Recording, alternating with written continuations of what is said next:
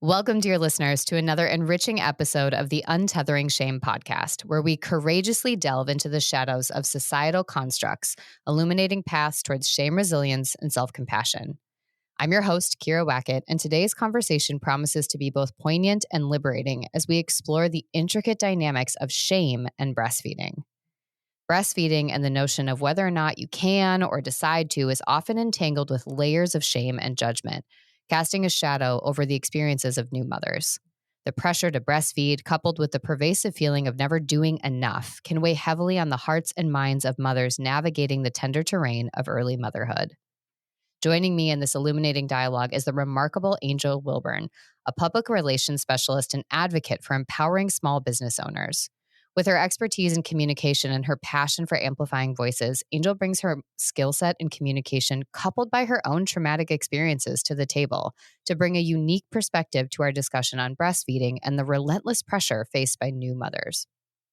As the founder of the Modest Company and host of the Modco podcast, Angel understands the multifaceted challenges that mothers encounter as they strive to balance their roles and responsibilities. Through her work, she champions authenticity and resilience, creating spaces where individuals can embrace their truths without fear or judgment. Together, Angel and I will unravel the layers of shame and judgment surrounding breastfeeding, exploring the societal expectations that often overshadow the deeply personal experiences and choices of motherhood. We'll delve into the complexities of navigating motherhood in a world that constantly demands more, offering insights and perspectives to empower mothers on their journey towards self-acceptance and compassion. So join me in extending a warm welcome to Angel as we embark on this transformative conversation together.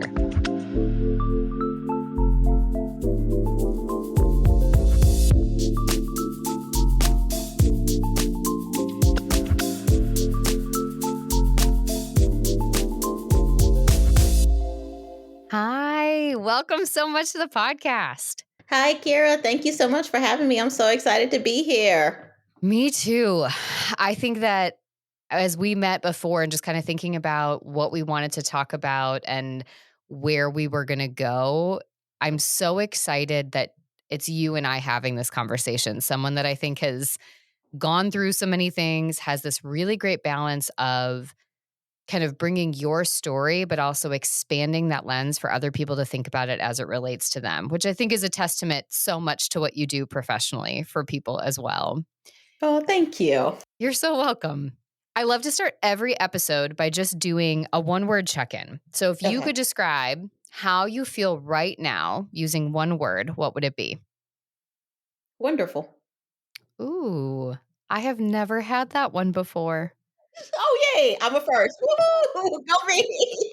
I love that. Oh, thank Yeah. you. I mean, it's one of those things too where it's why I like to do what do you feel right now? Because an hour ago, you could have felt like chaotic, swirling, whatever. It may be wonderful is what you have now, but it's not always your forever. And I think for all of us to just kind of stop and honor whatever we're feeling in the moment and also to recognize that it changes. And so how beautiful that you have this really positive, kind of peaceful is what I'm assuming, feeling in your body right now as we're coming to this conversation. And I think it kind of translates. Like even just you saying that, I felt a different sense of peace for me because I am Oh, a bit exhausted, a bit, I think, like scrambled eggs in my head a little bit right now. And so got when you. you said that, I was like, oh, that feels really calming. I like that. Yeah, well, thank you. I did just wake up from a nap, so they Mm. yeah. My son Hmm. had field day at school today, and then he had a half day, and so like I came home and I worked on a couple of things, and then I was like, you know what, I'm tired, and I'm gonna take myself a quick nap, and so I took myself a quick nap that was supposed to be like an hour and a half that I think turned into about 2.5 hours. And Yeah. at some point in time, he actually came in and he got down, he got in the bed with me and laid down with me. I was like, yeah, I knew you were tired too, buddy. So Oh. now I'm like, I'm refreshed and I feel wonderful and I'm good. And I'm like, yeah, let's do this. Which is such a testament. I think anybody can relate to that feeling of knowing what a good nap does, but I think especially moms thinking about how often we talk ourselves out of taking the rest that we need and what it can Yes. do for us when we do. So I think just the fact that you did that, my guess is that's been a practice to learn how to listen to your body when you need it. And now to Yes. do it and to see what happens helps reinforce to do it in the future. It does, because like you said, sometimes you're just like always ripping and running, and you just don't take the break when you need to, or you don't rest when you need to.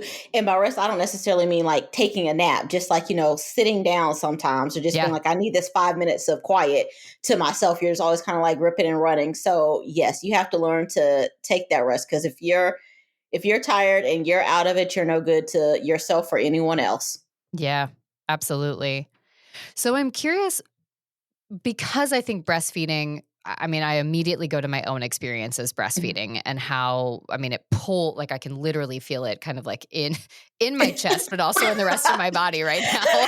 You're like, oh, okay, that's like Right. taking on a string. For so many people that have been in the position, if they've birthed a child and they have had that question, are you going to breastfeed? Are you not going to breastfeed? What was your breastfeeding journey like? The decisions that are there, we all kind of have this head shake or this nod of, oh, yeah, that's a weighted topic. But not everybody goes the extra step to say, okay, so let's talk about it. And I'm curious, how did you get to that place where you decided, look, we need to talk about this and the shame that comes around breastfeeding? If it's something that you're supposed to do, we don't talk about what happens if it doesn't work out, or for some reason you can't do it. And I don't think that that's fair, because one, with anything in life, everyone has a different experience. But, as a woman, especially as a woman, because there's already so much pressure put onto us. We're told that Hmm. you have to do this. This is what you have to do. If you don't do this, you're not a woman, you're not a mother. Like, and, Right. breastfeeding is one of those things that is like, okay, well, you're not a real mom if you don't breastfeed. You're not a real mom if your child doesn't do this. Like, your child's not going to thrive if they don't do this. And it's like, okay, I just carried this person, for 9 months or however long I carried them. And now you're putting all this extra pressure Yeah. on me. And it's like, nobody talks about what happens if you're not able to do that. And it's a real live possibility that I myself honestly didn't know until I got in the position of not being able to. Like, you never hear anyone say, I couldn't breastfeed. You'll hear Hmm. people say, I chose not to, or Hmm. whatever, but you never hear anybody just say, I couldn't produce milk, or I didn't produce enough to feed my child. And so what happened to me, I was like, well, what's wrong with me? Like, this is what I'm supposed to do. This is what my body's supposed to do. Like, this is what they told Hmm. you is going to happen. And now I can't do it. And I don't understand why I can't do it. Yeah. Well, because I think you're right. There's sort of three outcomes if you are in that biological position to breastfeed. So there's the I breastfeed, I choose not to breastfeed, or I can't breastfeed. And then obviously that's a whole umbrella of a variety of different reasons. The first two options have a sense of empowerment. I breastfed or I chose not to. What you're Right. describing is option three, which is the decision was made for me by my body, by your child. Maybe they can't latch. Maybe there's some sort of issue between how that works. But for whatever reason, that can't happen. And like you said, you just spent 9 months carrying your baby the whole time thinking that you're not doing it right. If I eat the wrong, I remember one night Googling for like 2 hours because I ate hot fudge that was like a bourbon something hot fudge. And then I got it in my head that maybe they didn't get all the bourbon out of the hot fudge, even though I bought it at Safeway. Like they weren't, Mm. there was no liquor in it. But I was like, Right. oh my gosh, I just had alcohol. And what did I just do to my baby? And so you just spent the last 9 months judging yourself for everything you do or don't do to figure out if you were doing the right thing by your child. And then the breastfeeding situation comes up. And now in your situation, it sounds like you couldn't do it. The choice was made for you and no one prepped you for that. So then the only sort of thought that you had was, well, I'm fucking up. I did this Right. wrong. I'm supposed to be able to do this. Option one and option two are what I thought I had, not option three. And now this is what I've been given. And this sucks. And now I feel like a terrible mom. Exactly. That's exactly how I felt about it. And then I had already felt like a terrible mom even before that, because my son came 4 weeks early because I ended up with preeclampsia. And, Mm, I didn't know that that was going on. So then when they're like, he has to come early, I was like, okay. And then you put that on top of like not being able to breastfeed. I'm like, oh, well, I'm starting this whole mom thing off yeah. wrong. Like, I wasn't able to carry him to 40 weeks like I was supposed to. And now I can't even breastfeed him like Mhm. my body is supposed to. So I'm like, my body's failing me. I'm failing him as a mother. And everyone's like, is he here? Like, is he okay? Right. Is he eating? And I'm like, yeah. They're like, then you didn't fail. He's okay. And I'm like, no, you don't Mhm. understand. This is what I'm supposed to do. This is what I am told that my body is supposed to do. And it's not doing it, which in turn makes me a failure. And Mm. around the time that I had my son, he was born in 2015, that was when it was a real movement for people to breastfeed their kids. Everybody is breast is best, and Oh, everybody's yeah. saying breast is best, but no one is saying fed is best. And it's Mm. like, okay, so yeah, my kid's eating, but I'm giving him stuff out of a can that I mix with water out of a bottle that's been Right. sitting on a shelf, and it's like, well, this isn't good for him. Nobody talks about that part. All you see is breast is best. If you don't breastfeed your child, something is wrong with you. Why are you not doing Right. it? And it was hard. It was really hard. When it sounds like it's sort of the 2 layers. It's not even just the feeling of, "I couldn't do it, so I'm failing." It's also the assumption of what everybody else is assuming about you because they're getting those same messages. So are they assuming you're lazy, you don't care as much about your child, you didn't try hard enough, why didn't you do this? So then there's this mix of you're already afraid you're failing. The story in your head is that you've done something wrong, and you're already tallying all the things that anyone on the outside can say, "No, that's ridiculous. Your baby came early because it was the best thing to do for their safety, for your safety. You did the best that you could." But it also kind of feels like someone's just sort of patting you on the head to kind of pacify. But underneath it, they're like, "Yeah, but also you probably should have tried harder." And so that part has to suck too. Yes, it does. It really does. And then, also on top of that, I had to have a C-section. So then that's Mm, another, stigma that's placed on you by society, is that, okay, you had a C-section, so you're lazy. right. But anyone who has ever had a C-section knows that having a C-section is the furthest thing from being lazy. I mean, they are Yeah, it's literally terrible. cutting through, yeah, they are Yeah. literally cutting through 7 layers of you, and then having to, pull all of that out and sew you back up, and you can't get out the bed, and you're expected to take care of this newborn child, Right. and you have no ab muscles. Like, Right. it's gone. They've taken it all away from you. So it's not a lazy choice. So you just have all of those things topped onto it. So he's early. I had to have a C-section. Now I can't breastfeed him. And it's like, well, what else can I do? What else am I not going to be able to do? Like, he just got here and I'm already failing as a mother. Right. And how do I even try to make up for that when the hill already feels like it's gotten so big? And from one C-section mom to another, it is the worst. I think Everly, my daughter, was in the same position her entire time in my body. Her head was up in my upper right quadrant, her feet were down in the bottom left, and she was not interested in moving. And when when they talked me into, I don't know if they ever had a conversation with you, because your son wasn't breech, he just needed to come early, so they had to Right. induce the C-section or do the C-section, not induce it. Right. In her case, they're like, I think it was maybe 32 weeks. I think it was around 32 weeks, might have been 33. And they're like, "Okay, we gotta start having some conversations about what we're gonna do."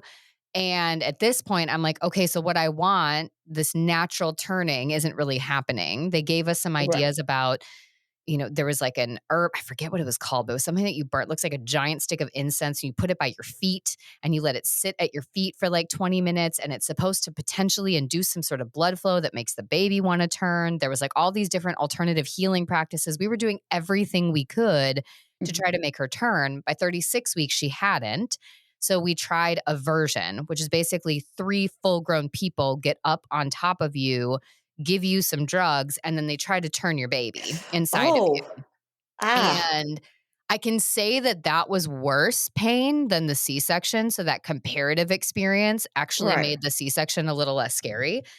But the idea that then she wouldn't turn. One of the doctors joked that she, like, folded in half and then basically came back up, and they were like, "It kinda looked like she was flipping us off on the screen." Like, honestly, her hand came up. It kinda looked like she was like, "I'm here. This is Yeah. what we're doing." So then I made the decision, "Okay, we're having a C-section." We had already scheduled to induce labor a week early after talking to our doctor. So we're like, all right, that's just going to be my C-section date. And then the day, and that was hard. I had to really grapple with that, feeling like I was failing, feeling like I should have been able to turn. Maybe I didn't believe in the power of Mm-hmm. non-Western medicine enough. Maybe I did something wrong early on. Again, I'm still tallying up. Like it was probably the alcohol in the hot fudge. Like it was something I did. Yeah, Yep, it exactly. was that bourbon hot fudge. Yes. And then the day of the C-section, they asked me if I wanted to try a version again to see if I could have a natural birth. And that was like the most, I don't think they meant it that way, but it was such a shame inducing question because I had to answer all over again that I'm having a C-section and make the decision all over again. And it felt like I was screwing up by not wanting to go through that pain again, Right. potentially stress out my baby for what seemed like a likelihood that she wasn't going to turn and we were going to end up with a C-section either way. And so that whole thing, I feel like there's such a stigma around that. That automatically changes your breastfeeding experience because your Mm-hmm. milk comes in a different way. On Right. top of that, and I don't know if you had this too, you can't pick them up. So I couldn't change a diaper. I couldn't carry her up the stairs. So the only thing I did have was breastfeeding. And my milk came in late, but it came in like a couple days later. So we had to formula feed for the first few days, but it Okay. came in. And then I had that. And that was like, okay, this is mine. No one can Right. take this. I am doing this. This is mine. But now you couldn't pick up your kid. You're recovering from a C-section. Your baby came early. So there's all different health things that you're worried about. And now you can't even do that and have that be your thing. And so that Right. layering has to just feel like, again, like this insurmountable hill. And now I was already feeling overwhelmed about being a mom. And now it feels like I'm 10 steps back and in the trenches and everyone's left me behind. What do I do? That's exactly how it feels. And see, with you, what you say, you had a little bit of time to prepare for it and to Yes. know that, okay, I'm having a C-section. To grieve. Yeah. And I didn't have that. It was literally I went in for my 35-week checkup and they're like, "Hey, we're going to send you to the hospital because you have protein in your urine, but you're only going to be there for 24 hours." And I'm like, "We just have to keep an eye on your protein." And I'm like, "Okay, cool." So nobody's Right. explaining what's going on to me. So I go to the hospital and I'm there and I'm thinking, in 24 hours I'm going to get out. And then after 24 hours, the doctor comes in and she's like, "Yeah, so you're going to be here until you deliver." And I'm like, "Well, what's going on?" She's like, "Oh, the protein in your urine hasn't gone away." Okay, not a doctor. Like, what does this mean? Like, what's going on? Because I had a perfectly fine pregnancy the entire time. So I'm like, Right. well, what does this mean? Like, what's happening? And I finally remember 2 days after I had been admitted to the hospital and I had to have an ultrasound and like I was in there crying because the doctor's like, "Well, you're going to be here until you deliver." And I just like bust out crying. And the doctor was like rude to me. And he was like, "At least you're at the end of your pregnancy. Some women have to be in here for weeks and like blah, blah, blah." And I just like started crying harder. And the nurse was like, "She doesn't know what is going on with her." She said, "No one is talking to her. Everyone is Mm. talking at her. She was told that she had to be here for 24 hours and she was going to go home. And now you all are telling her that she has to stay here because you're trying to get her to 38 weeks, which was like 3 weeks away. You're trying to get her Jeez. to 38 weeks." She's like, "She needs someone to tell her what is going on." And the doctor was like, "I'm so sorry." He was like, "I thought you knew what was happening." And I'm like, "No, no one's talked to me." And he is like, "You have what we call preeclampsia." He was like, "Your blood pressure is super high." He said, "If you were to leave this hospital and your blood pressure was to spike or, you start to get like a severe headache," he was like, "You and your baby would die before you were able Mm. to make it back to hospital." I said, "That is all you all had to tell me. Like, I will do anything in Yeah, the world I'm for this in it. kid. I'll be I'm, here. I'm Yeah. here. Like, but tell me what the fuck is going on here because I do Jeez. not know." And I'm like, "I'm fine."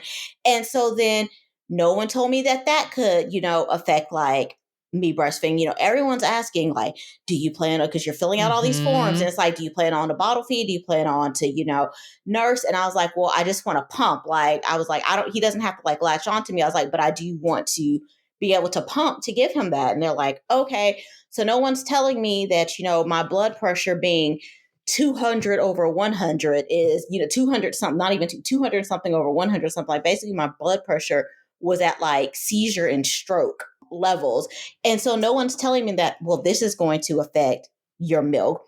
the medication that we're giving you to try to bring your blood pressure down, that's going to affect your milk. No one's telling me that. And then they induce me. And when they induce me, the next morning I had dilated what they call a dimple. Like I wasn't even a full centimeter dilated. And my regular doctor was like, well, this may be a process that you have to go through all weekend if we can't like get you dilated. Cause they came running in the room at like 5 o'clock in the morning because one, my son had like laid on his cord. So they're like getting me to like roll over because they couldn't find his heartbeat. Then my blood pressure spiked to like 215 over like something. Wow. Kyira, I was so high and so drugged up. Like if you see the picture, this is how high and drugged up I was. My family, like my mom was there, my dad was there, of course, my husband and my in-laws were there. They had an entire photo shoot once they decided that because like they gave me the Pitocin and stuff like that. And then when they decided that they were going to give me a C-section, like I remember telling my husband, if they keep saying I'm about to stroke out, I can't keep doing this. I was like, I'm going to ask for a C-section. But then when they decided to do the C-section, I was so high from everything they pumped into me. I don't remember taking none of those pictures. Not absolutely one of those pictures. When my husband showed me the pictures afterwards, I was like, when did we take these? Like, that's how much medication that I was on, which also can affect your milk. That no one told me. Like, they literally, when I say a photo shoot, there's like at least 30 pictures of this that I do not remember taking. And then even in the operating room, like I remember bits and pieces of it, but my husband's like, we had a whole conversation and we were talking about stuff. And I'm like, and I'm a person that remembers everything. And I'm like, I don't recall any of that. He was like, you don't. I'm like, I do not remember. I remember bits and pieces of things. But for you to say that we had an entire conversation the whole time that I was laying on that table, I can't remember that because they had me so drugged up. Then I saw my son for all of 2 seconds after they took him out because since he was a little early, they wanted to take him to the NICU to get him checked out. So they took him to the NICU. So they, when he came out, they cleaned him up. They put him beside me so I could see him as they're sewing me up. And then off to the nursery he went. And then off to recovery I went. And I remember when I was going off to recovery, they was like, can we take her by the NICU to see your baby? And it's like, oh, we're getting ready to bring him to the room and everything.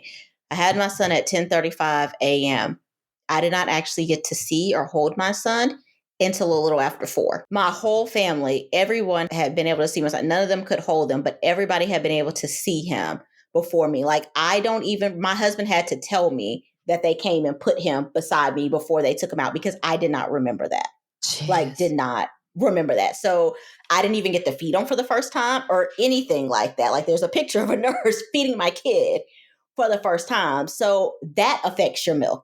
Things like that affects your milk. No one's telling me that. And then in the hospital, I guess they were more concerned about making sure that my blood pressure and stuff stay down. Like they brought a pump in there for me because I told them that I just wanted to pump. And I was like, okay, so they brought a pump in there for me. They showed me how to use it, but they didn't put like a lot of focus or a lot of emphasis trying to get the baby to latch and stuff like that. They didn't put a lot of emphasis on me of, okay, when your husband's feeding him, then you try to pump while he's being fed. Or, we understand that you just wanted to pump, but because of everything, let's try getting him to latch on to like see if your milk or anything like that will come through. And so at first I was getting like a quarter of an ounce. And that was okay because he didn't really eat a lot. Like just to get him to eat a full ounce, we would literally have to save the bottle. So that was okay. It's like, okay, we're getting a quarter of an ounce. And, I'm like messaging the doctor. I'm like, this normally. It's like, oh, sometimes it can take a little while for your milk to come in. So I'm like, okay. So I'm just sitting here, pumping my life out. And then someone suggested, because I had a little bra thing that you can strap on and put the pumps in. So someone suggested like, okay, when you're feeding him, pump at the same time. Maybe that'll trigger something. So I'm like, okay. So I tried that. People are like, are you drinking enough water? I'm like, yeah. So, I'm drinking water by the gallons. There were like these lactation cookies that you could eat. Don't know if you ever had them. The nastiest thing in the world. Tastes like you're eating a piece of cardboard. Like disgusting. But I ate those things like they were a pack of Skittles or it was a meal from a 5-star restaurant. Like I'm over here stuffing these things down my throat trying to get them. I went to the lactation consultant and she's like, okay, every time your kid eats, you pump. I'm like, okay. And they're like, just consistently every 2 hours, pump. Okay, I'm pumping and still nothing. Like one day I pumped an ounce of milk, and I mean, you would have thought that I like won $1 million or something like that, because I jumped up and down and I saved it. I think I took a picture of it and everything. And then as he started progressing and getting older Right. and eating more, it's like, okay, I'm doing all of this to get a quarter of an ounce, a half an ounce if I'm lucky. Like Yeah. I'm not even covering the bottom of a bottle, and there was nobody that I could talk to that had gone through this. Everybody who I knew that had a baby, they were either able to breastfeed Mm. or they chose not to. Nobody was in that third Mhm. option. And it's like, okay, so what am I doing wrong? And I remember I would just sit there and I would get so mad. Kyira, I would cry about it. And so I would just go and I just like be washing the bottles like all the time. And my husband's like, oh, I can wash the bottles. And I'm like, no. And he was like, I don't mind. Like I can wash. I'm like, no. This is mine. And Yeah. this is mine. That was my obsession with washing bottles. And he was like, he asked one day, he was like, why are you so obsessed with washing the bottles? I said, because it's the only thing that I can do right. I couldn't carry him to full term. I couldn't have what everyone considers a natural birth. Mhm. Now I can't even nurse them. The only thing that I have is to wash these damn bottles, and I'm going to do the best job that I can washing them. And he was like, okay. Okay. And I think he realized that I needed that. That was how I was trying to cope with it, and that I needed that space Mm. to cope. And it was stressful because I'm trying to make my body do something that it's supposed to do, but it's not doing due to everything else that happened prior to it. And there's times that I'm like, okay, I just quit. I give up. I'm done. And then I quit for like a day. And then I go back and I'm like, no, I have to Right. do this, especially because he was born 4 weeks early. Like he has to get these nutrients because he needs them. Then we had issues with him, with my son having to go through like a whole bunch of different formulas because he had eczema and stuff like Mm. that. And the other formulas weren't like working out for him. So he actually had to get the most expensive formula. I think it was like Similac, and it was a purple one, and it was like $25 a can or something like that. Ah. Like at one time they even had us try like a prescription formula with them. And I'm like, if I was able to breastfeed, we wouldn't Right. have to worry about getting these formulas, and he wouldn't have the eczema, and Right. he wouldn't have all these issues going on. But since I can't, and then, like I said, again, that was at the time when that movement was going on of breast is best. If you're not breastfeeding your child, then what's wrong with you. And then also it was the whole movement of Black moms breastfeed. Black moms, let's let them stop telling us that we can't breastfeed or something like that. And I'm like, great. So I can't do anything. It's like, what am I supposed to do? And I just feel like if I had someone to be like, hey, I mean, all the nurses, the doctors, the lactation consultants, to be like, hey, you really went through a traumatic experience here. We pumped you full of only God knows how many Right. drugs to keep you alive. That can affect your milk supply as well.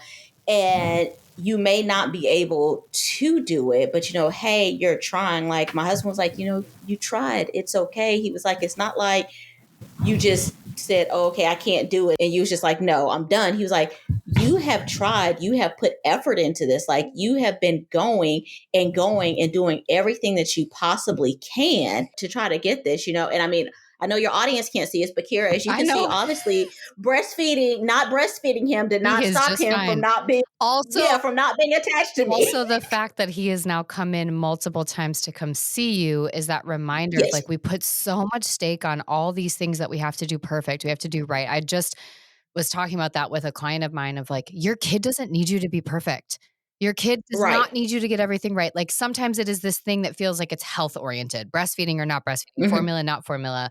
But for some people, it's this, I'm not parenting correctly. I got upset and I should have been gentle parenting. I should have done this. And it's like, gosh, our kids just need us to be there and to keep growing They with do. them. And the whole time you were talking, I'm really glad you brought up sort of the sidestep movement that was also talking about the pressure on Black moms too, because I think there's this layer that people don't talk about. So now it's not just you're failing as a mom, but now look, there's this movement, there's this pressure. You're screwing it up. You're supposed to be Right. getting this right. There's this whole thing that's happening. I mean, this would be a whole nother episode, but if we really dove into it and talked about some of the care you received, we know that there's racism in the medical community. There's probably some layers to that. I mean, the way you were treated is terrible. I'm not okay with the doctor getting off the hook because you didn't know what was going on. To speak to a person the way that you were spoken to at any Mm-hmm. point is inappropriate. Yes. And whatever reason he decided, I'm assuming it's a he, Yes. which obviously tells you my sort of patriarchal bias and systems of oppression. So Right. again, Right. episode number 2 of where we could really go with this. But Yes. the idea of then talking down to a woman who is doing the hardest thing on the planet, which is trying to figure Mhm. out how to show up for their child with no real handbook, with their body basically saying, I am on the brink of death, essentially. If Right. somebody is not monitoring me at all costs, you're just sort of there. I mean, it isn't even so much for someone to give you an explanation. I just wish someone would have said to you, "You're an amazing mom. Let's stop. Let's stop Yeah. that. This is ridiculous." And it sounded like people were trying to rally for you, but the rally was around, let's try this, let's do this, let's do. So then they keep sort of giving you this next step of something to try. It sounds like your husband was trying to give you the like, you can get off the boat anytime. Like you're not a bad Yeah. mom, but Yes. he's not a mom. He's not Right. the medical professional. So you're listening to the pressure on moms and the medical Mm-hmm. professionals, which are like, let's do this. And what about this? And here's this and try this. And you're like, I have to do this. This is my job. I have to do this right. And so, Yep. gosh, I just wish that. And I'm curious for you when you think about this now and you think about that sort of loneliness. I mean, how could you have not felt depressed and overwhelmed? How did you break out of that? How did you get? I mean, that sounds like such a dark way to enter parenthood. How did you get to this place now where, like, I mean, obviously, yes, I know it's been almost 10 years and your son is this like beautiful, emerging human. But how did you get from that place to where you are now, which is just trusting in that love and the bond and you as a mom who's doing the best you can and knowing that that is absolutely what it means to be a good mom? It was really hard, but you touched on something I really went for. Like my husband was so supportive. He was like, I know that this is something that you want to do. And he was like, if you want to keep trying. And I will say also, like, another really, really great thing was that my husband got 3 months paternity leave. So he was home with me through this whole time. So he saw all the ups, all the downs, all the highs and lows. And honestly, if he hadn't have been there, I probably would have like lost my mind. And Mm, I was in a like depressive like state, but it didn't click in my mind that I guess I was maybe going through some postpartum depression. It was really hard. My husband was like, if this is what you want to do, like, I'm here for you. I got your back. You tell mhm, me what you need me to do. If I need to go buy a truckload of these cardboard cookies for you, like, I will go get a truckload of these cardboard cookies for you. He was like, tell me what you need and I'll do it. He's like, but also know that if you decide that this is it, he was like, I support you mm, and I'm fine with it and there's nothing wrong with it. And he saw the emotional toll that it was taking on me and what I was going through. And I remember the first time that I was like, okay, that's it. I'm done. And I was like, take the pump, mhm, take it away and like put it in the closet. And he was like, if that's what you want, I'll do it. And so he took it away and he put it in the closet. And like 2 days later, I was like, where's the pump? And he was like, what? I was like, where's the pump? Give me the pump back. I'm going to try this again. And he's like, okay. And so it finally, I don't even know the exact moment that it hit me, but finally I was like, okay, you're trying to heal from having the yeah, C-section. You're trying to get the feel of being a new mom and how all of this is going to play into it. And it's like, your kid is eating. yeah, He's eating, he's thriving, he's fine, he's hitting all of his right, milestones. Nothing is wrong with him. It's perfectly fine. And finally, I was just like, that's it. I was at peace with it. Like, I yeah, was fine with it. And once I got there, it was just this weight that was lifted off of my shoulder. I felt amazing. And it was great and wonderful and I'm so grateful and thankful for my husband being there to support me. But like you said, he's not a mom, he's mhm, not a woman. It would have been wonderful to be able to hear from another woman, another yeah, mom who went through this, who went through something similar. And I remember at the time, this lady that I knew when I was pregnant, she was always telling me how, like, with both of her kids, she referred to herself as a cow. She was like, I was literally a cow. She was like, I just couldn't stop like producing milk. And then when I told her what was going on with me, she's just kind of like, oh, well, everybody can't produce milk. And she's like, and you don't want to be a cow anyways. And now looking back at it, I really do think that she was trying to like help yeah, me. But in the moment, I'm like, well, you told me that you were a freaking cow. Like, I want to be a freaking Yeah. cow too, Like, I want stacks of, Yeah, I wanna the have to little buy a packets. second freezer because 'cause I'm making so much Right. milk. Yeah.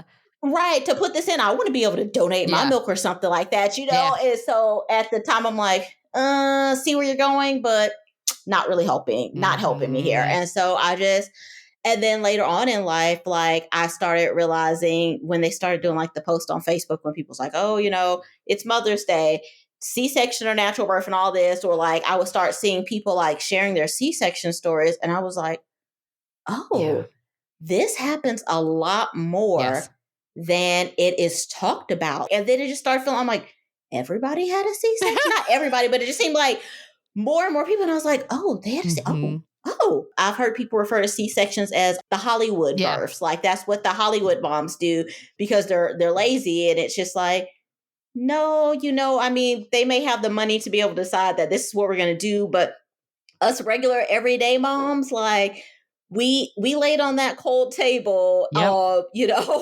because we didn't have a choice. Like that, we had to lay on that cold table and lay there with our back hunched over Right. in a complete room full of strangers with nobody. Because when they're prepping you for a C-section, the only people that can be in there is the medical staff when they are prepping you for it. So I'm already scared.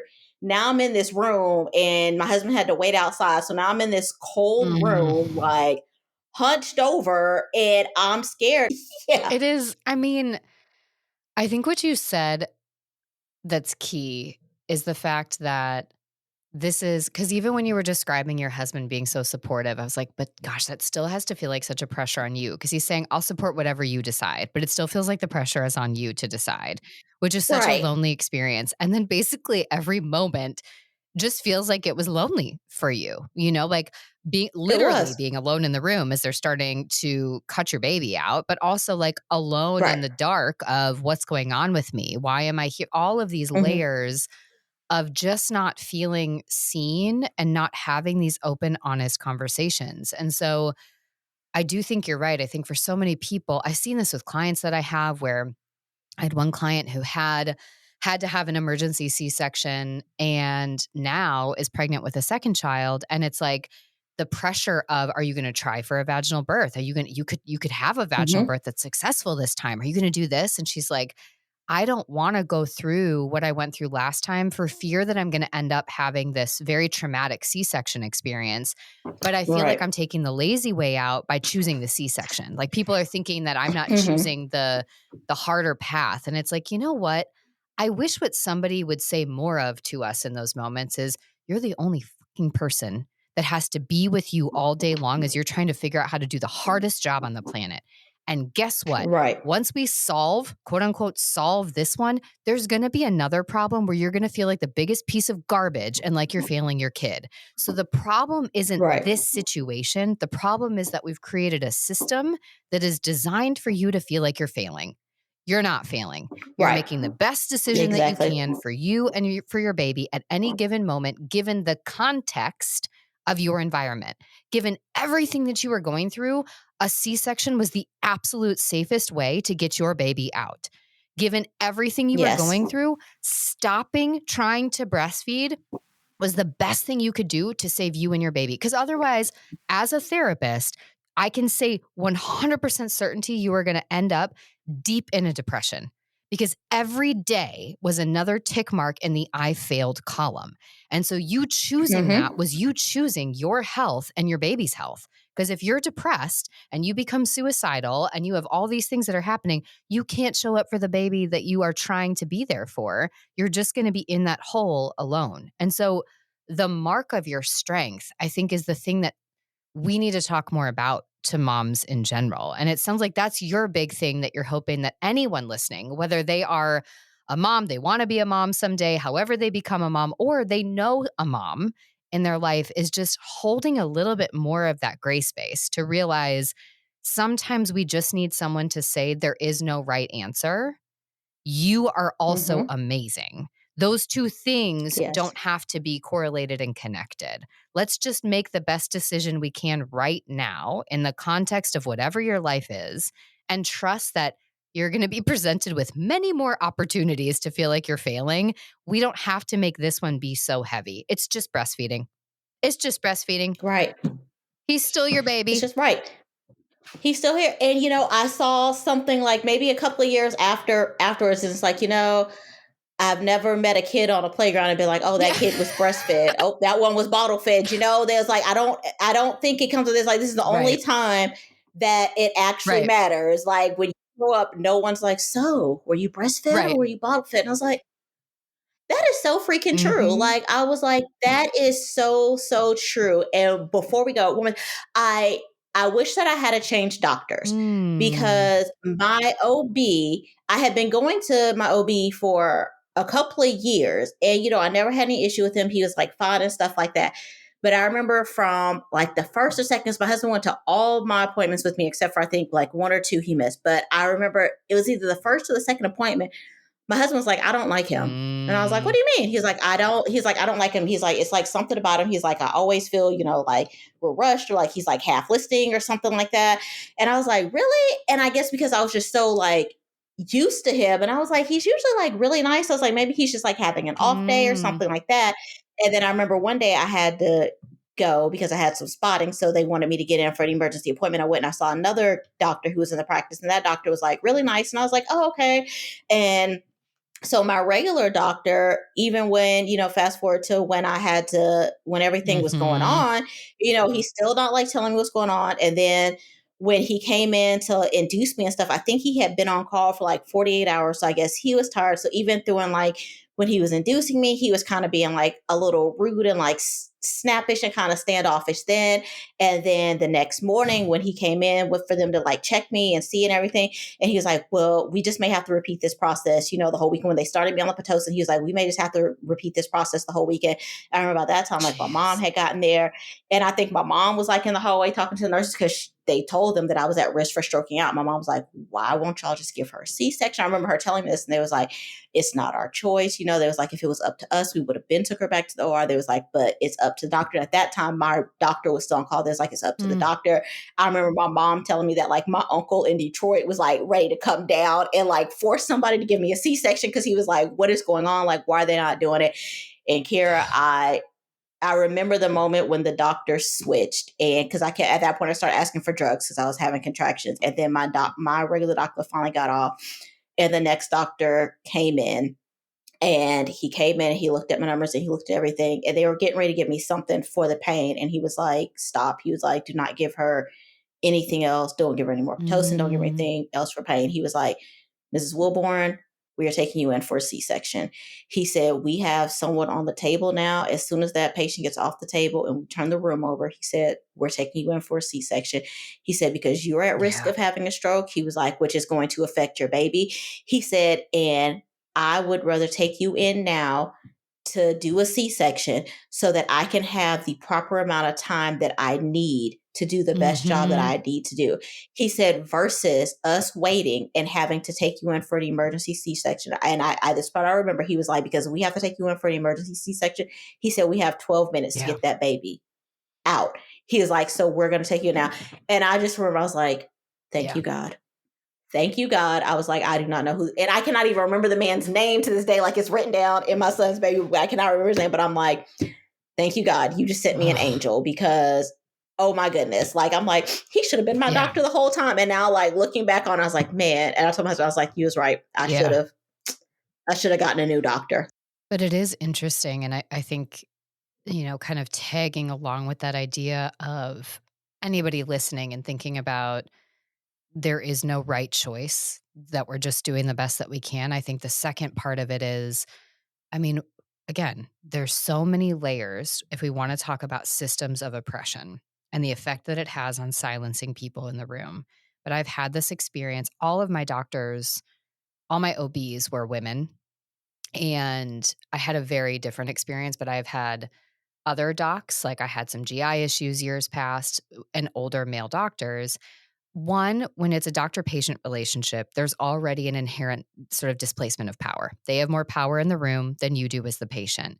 Now, if we layer in some of those elements of like an older male versus a younger female, like there are all these things that even if we're not aware of them, it's not like we're going into the room and we're being like, I got to respect my elder. Like, that's not our thought. Right. It's just these biases in our head. And so we tolerate being treated the way that we do, being dismissed, having these little moments. And so your husband picked up on it like, I don't like this. I don't like the way that he's making me feel, but specifically, probably the way that he's perceiving this doctor is treating you and seeing that you deserve Right. differently. And so I think for anybody that's listening to this, thinking about you deserve to have a provider that makes you feel like an equal partner in the room. Sure, they have the medical degree. That's their job. Your mom, you are the one that has the voice and the say about these things. And if you feel rushed, if you feel like you're dumb for asking a question or having an emotion when you are, again, doing the hardest thing on the planet that you're going to do and that you deserve to have a positive experience around, like having a baby should not be traumatic. I know that we can't No. prevent that for everyone. Like in your case, there were many factors we couldn't prevent, but you definitely could have been treated with a little bit more kindness and compassion. And that might have made what was going to be a traumatic experience at least a little less painful. And so I think for people listening, thinking about that, if there's something that feels off, if you don't feel like you're in a position of power with your providers, again, whether it is an OB or it is someone else, you deserve to have someone who makes you feel like you have a right to be in the room. And that extends to anyone, mental health providers, anyone that you are working with. You are the expert on your own life. And then that second piece, I think going back to what you said of realizing we need to be talking more to each other and not trying to fix it or make it work for somebody. Like, gosh, if your friend is struggling breastfeeding, if you are struggling breastfeeding, guess what? It's okay to stop. We'll tell you right here, the two of us, we are on your team. You can Yes. stop right now. Yes, we are on your Yeah. stop right now. Yeah. Pack the pump up, Get put rid it of on it. Facebook Yeah. Marketplace, do whatever you need, throw it in the Yeah. trash, break it, whatever you need to do to cope with it. Like it's okay. It's Yeah. perfectly fine. Again, no one is going to ask you in 5 years whether No. you breastfed or whether you bottle fed or not. As I said, as Kyira said, my son has came in here twice already. Obviously, that did not stop our bond. He's probably standing outside the door right now, like waiting Yeah. for me to finish so that he can come back in. So this is if you need someone to tell you that it's okay to stop, this is me and Kyira telling you to stop. It is perfectly fine. Perfectly Oh, fine. I love this. Okay, so there are going to be people. I know that we talked about something that is technically outside of your company and your wheelhouse and what you do. However, again, like that's part of what I brought up in the introduction is I think that you have such a way of understanding and communicating about things. And so if there are people that are listening to this that are like, I just want to connect more with her as a person, or I want to get to know more about what she does in her professional life, where's the best place for people to find you? You can connect with me on LinkedIn. It's just Angel Wilborn, Wilborn on LinkedIn. And then also you can connect with me on IG. It's at the Modco SC, or you can head over to the modcosc.com. Feel free to shoot me an email and tell me that you want to connect and that you heard me on this podcast. And I mean, I'm no expert on breastfeeding or anything like that. Like Kyira said, it's kind of out of my wheelhouse. But if you are going through this or if you've been through this and you just need someone to talk to, I'm happy to be an ear just to listen to you, because it is a lonely feeling. And Mhm. so I will be happy to be that ear to listen to you. I love that. And I will make sure that all of the links for all of those different places to connect with you are down in the show notes, including a link to the episode that we did on your podcast together so that people can Yes. listen, because Angel has an amazing podcast and you definitely need to check that out and just get to know. I mean, again, I think the energy that you bring into the world is igniting. And so I think whether it's talking about breastfeeding or talking about something completely different with entrepreneurship or whatever it is, it's just you bring that energy into the world. And I think that radiating vibe has so much power. And so I'm so grateful that you were willing to come have this conversation with me today. I sincerely, from the bottom of my heart, appreciate your vulnerability with all of this. Oh, thank you so much. Thank you so much for saying that. That makes me feel really good, and I really appreciate it. And yeah, you're welcome. Sometimes we have to be vulnerable. Something that I've heard and that I learned is that what you go through isn't for you. It's for the next person to help them Mm, out. So if I can help out just one person from hearing the story and relieve the pressure and the loneliness from them that I felt, then I've done my job. So. I love that. And listeners, as you are wrapping up with today's episode or any of the other episodes you've listened to, I think that's such a powerful idea as to how do we decenter ourselves from some of our experiences, not to not go through our own healing and our process. Obviously, that's a big part of it, but then to be able to move into the space of once you have really integrated your experience and gone through your healing, how do you support the next person? How do you help them feel less alone? How do you continue these conversations, even if you're still in the middle of it, to continue that? And so take a little time, as always, just kind of let the messaging sink in, and then we will see you again next Sunday.